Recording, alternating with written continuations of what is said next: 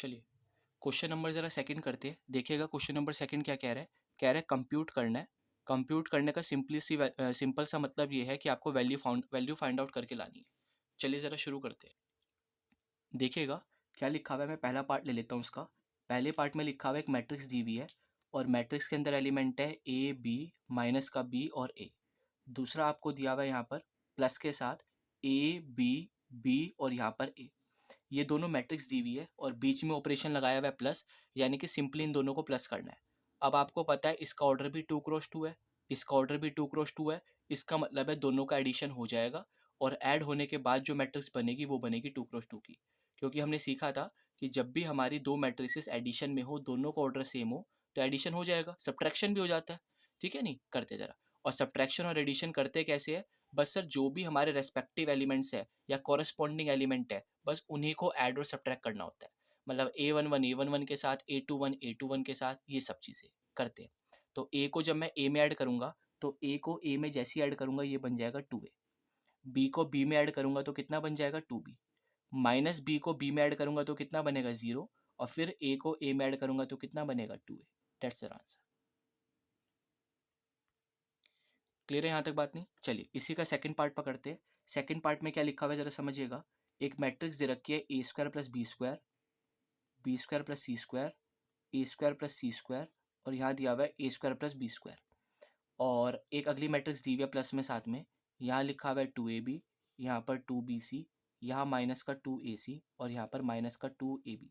करते जरा वैसे ही करना है बिल्कुल जैसे ये वाला क्वेश्चन किया, कॉपी पेस्ट ये वाला क्वेश्चन है ना।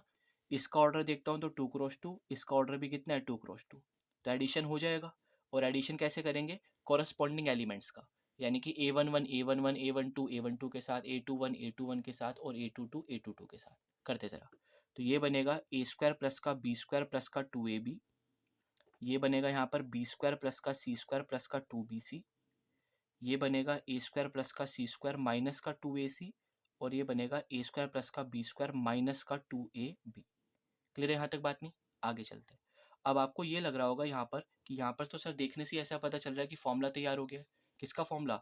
ए square plus B square plus 2AB। Sir ये तो हमारा ए प्लस बी के होल स्क्वायर का फॉर्मूला होता है। ऐसे यहाँ पर B square plus C square plus 2BC, तो ये किसका फॉर्मूला बन गया? बी प्लस सी के होल स्क्वायर का। ऐसे यहाँ चेक करूंगा तो ए square plus C square minus 2AC, इसका मतलब ये फॉर्मूला बन गया ए माइनस सी के होल स्क्वायर का।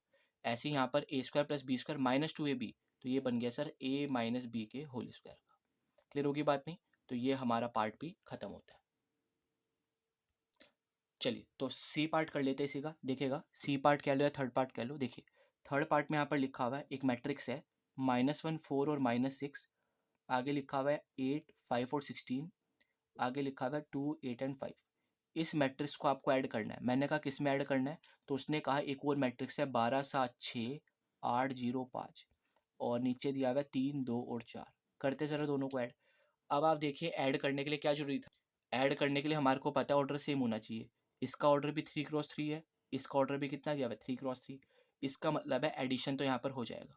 और एडिशन करना हमने कैसे सीखा है कि सर A11 को A11 में, A12 को A12 में। सर तो बहुत बार बता दिया, अब तो आप समझ गए होंगे बात, है ना। चलो तो A11 को A11 में करूँगा तो -1 को 12 में किया तो 11 आया, 4 को ऐड करूँगा 7 में 11 आया, -6 + 6 0, 8 + 8 16, 5 + 0 5, 16 + 5 21, 2 + 3 5, 8 और 2 10, 5 और 4 9। तो ये भी हमारा क्या हुआ, काम खत्म हुआ। बोले कोई दिक्कत आई यहाँ तक? चलिए तो अब इसका लास्ट पार्ट करते हैं, फोर्थ पार्ट। देखते हैं ज़रा फोर्थ पार्ट क्या कह रहा है। देखिएगा फोर्थ पार्ट में दिया हुआ है, एक तो लिखा हुआ है यहाँ पर cos स्क्वायर एक्स, आगे लिखा हुआ है sin स्क्वायर एक्स, यहाँ पर लिखा हुआ है sin स्क्वायर एक्स और यहाँ पर लिखा हुआ है आपका कितना cos स्क्वायर एक्स। और कह रहा है आपको इसको ऐड करना है। किस में ऐड करना है? एक और मैट्रिक्स दी हुई है sin स्क्वायर एक्स और यहाँ पर लिखा हुआ है cos स्क्वायर एक्स, यहाँ पर भी लिखा हुआ है cos स्क्वायर एक्स और यहाँ लिखा हुआ है आपका कितना sin स्क्वायर एक्स। सर कर देंगे, कोई दिक्कत नहीं, मजे में करेंगे, ठीक है नहीं। कैसे करेंगे समझना। इसका ऑर्डर भी 2x2 है, इसका ऑर्डर भी कितना है 2x2। और सर ने बताया कि जब भी ऑर्डर हमारा सेम होगा तो एडिशन विल बी पॉसिबल। करते ज़रा मज़े में, देखिएगा। तो A11 को A11 में, यानी कि ये बन जाएगा cos स्क्वायर एक्स प्लस का कितना sin स्क्वायर एक्स। क्लियर है यहाँ तक बात नहीं? A12 को A12 में तो sin स्क्वायर एक्स प्लस में कितना cos स्क्वायर एक्स। ऐसे यहाँ पर A21 को A21 में, तो साइन स्क्वायर एक्स प्लस का कितना कॉस स्क्वायर एक्स, यहाँ पर भी ए टू टू को, यानी कि कॉस स्क्वायर एक्स कितना साइन स्क्वायर एक्स। क्लियर होगी बात नहीं? चलो यहाँ तक तो सर बात समझ आई, कोई दिक्कत नहीं आई, और अगर यहाँ तक समझ आई तो आगे भी कोई दिक्कत आने वाली नहीं है। देखिएगा, अब हमने आपको याद आ रहा होगा 10th क्लास में एक आइडेंटिटी पढ़ी थी कि जब भी cos square x plus sin square x आ जाता है वो हमेशा कितना होता है 1। यहाँ पर भी cos square x plus sin square x 1, cos square x plus sin square x 1, cos square x plus sin square x कितना 1। तो यही हमारा फाइनल क्या हो गया आंसर।